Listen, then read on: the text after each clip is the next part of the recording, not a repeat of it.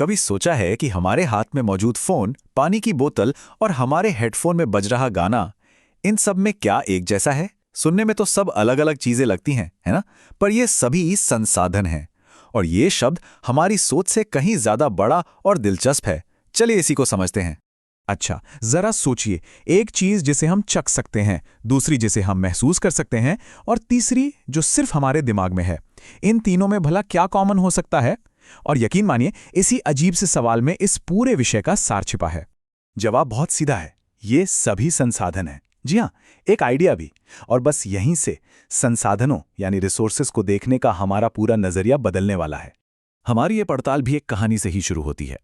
राजू नाम का एक लड़का है जो अपनी अम्मा से पूछता है, अम्मा, ये संसाधन क्या होता है? लगता तो बच्चों वाला सवाल है ना, पर इसका जवाब हम सबके लिए बहुत मायने रखता है। तो चलिए देखते हैं कोई भी चीज आखिर संसाधन बनती कैसे है। इसके लिए दो मुख्य बातों को समझना बहुत जरूरी है। पहली और सबसे जरूरी चीज है उपयोगिता या यूटिलिटी। मतलब सीधी सी बात है, अगर कोई चीज हमारे किसी काम आ रही है, हमारी कोई जरूरत पूरी कर रही है, तो वो एक संसाधन है। प्यास लगने पर पानी, पढ़ने के लिए किताब, स्कूल जाने के लिए बस, ये सब उपयोगी हैं, इसलिए ये सभी संसाधन हैं।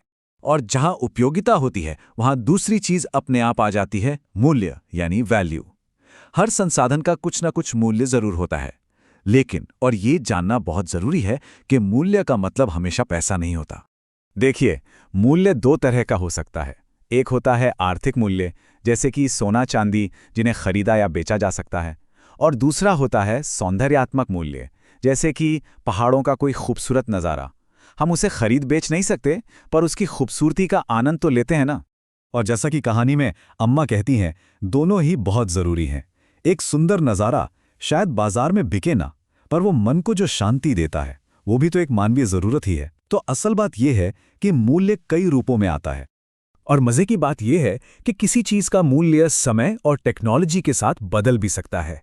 सोचिए, हमारी दादी नानी के घरेलू नुस्खों का आज शायद कोई कमर्शियल मूल्य ना हो, पर सोचिए अगर कल कोई मेडिकल कंपनी उन्हें पेटेंट करवाकर बेचने लगे तो अचानक ही वो आर्थिक रूप से बहुत मूल्यवान हो जाएंगे।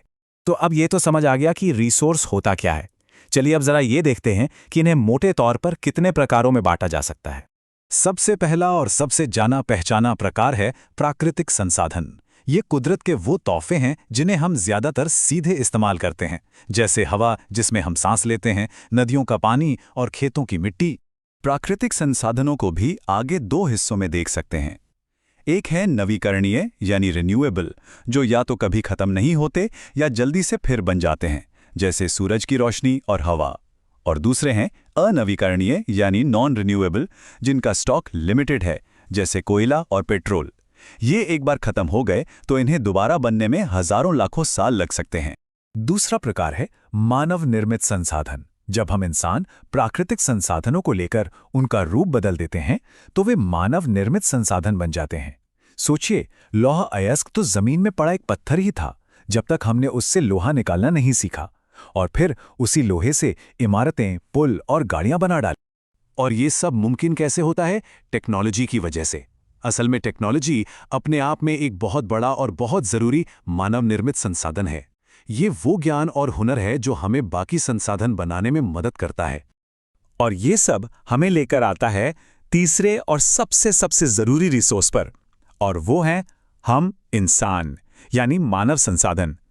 लोग ही तो हैं जो अपने ज्ञान, अपने हुनर से बाकी सभी चीजों को उपयोगी बनाते हैं।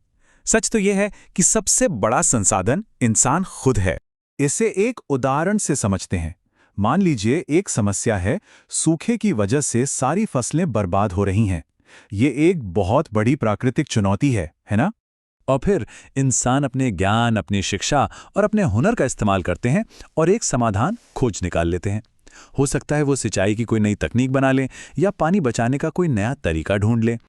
और यही तो असली ताकत है ह्यूमन रिसोर्स की, ज्ञान का इस्तेमाल करके प्राकृतिक चुनौतियों को समाधान में बदलने की क्षमता। तो हमने संसाधनों के बारे में बहुत कुछ अच्छा तो जान लिया, पर अब एक बहुत ही जरूरी और शायद थोड़े डरावने सवाल की बात करते हैं। क्या होगा अगर ये संसाधन खत्म हो जाएं? कहानी में मोना एक बहुत डरावना सपना देखती है। एक ऐसी दुनिया जहां सारा पानी सूख गया है, सारे पेड़ काट दिए गए हैं और लोग खाने और छांव के लिए भटक रहे हैं। वो घबराकर अपनी माँ से पूछती है, अम्मा, क्या ऐसा सच में हो सकता है? और अम्मा का जवाब वो हम सबके लिए एक बहुत बड़ी चेतावनी है। वो कहती हैं, हाँ, अगर हम सावधान नहीं रहे तो जो रिन्यूएबल संसाधन हैं वो भी बहुत कम हो सकते हैं, और जो नॉन रिन्यूएबल हैं वो तो यकीनन खत्म हो ही जाएंगे। तो क्या इसका कोई हल है? इस चुनौती का समाधान क्या है? अच्छी बात यह है कि हाँ, एक रास्ता है, एक ऐसा रास्ता जो हमारे भविष्य को सुरक्षित कर सकता है। इस रास्ते को कहते हैं सतत पोषणीय विकास या सस्टेनेबल डेवलपमेंट। ये असल में संतुलन बनाने की एक कला है। मतलब हम आज अपनी ज़रूरतें तो पूरी करें, लेकिन ऐसे कि आने वाली पीढ़ियों के लिए भी ये सब बचा रहे। और इसके कुछ बहुत सीधे साधे उसूल हैं। जीवन के हर रूप का सम्मान करना, इंसान के जीवन की क्वालिटी को बेहतर बनाना, इस धरती की विविधता को बचाना, और सबसे ज़रूरी, अपने निजी रवैये और आदतों में बदलाव लाना। ये सुनने में बहुत बड़ी बड़ी बातें लगती हैं, है ना? पर इनकी शुरुआत होती है बहुत छोटे छोटे कदमों से। चीज़ों का इस्तेमाल कम करना यानी रिड्यूस, उन्हें रिसाइकिल करना और उनका दोबारा उपयोग करना यानी रीयूज, जैसा कि ये बच्चे कर रहे हैं। हर छोटा कदम मायने रखता है, क्योंकि आखिर में ये हम सबकी मिली-जुली कोशिश ही है जो काम आएगी। कोई एक अकेला सब कुछ नहीं कर सकता, लेकिन जब सब मिलकर काम करते हैं तो एक बहुत बड़ा बदलाव लाना मुमकिन है। तो इस पूरी बातचीत के बाद एक सवाल तो बनता है, पानी की एक बूंद, कागज का एक पन्ना, या फिर दिमाग में आया एक नया विचार, आज वो कौन सा एक संसाधन है जिसे देखने का हमारा नजरिया हमेशा के लिए बदल जाएगा?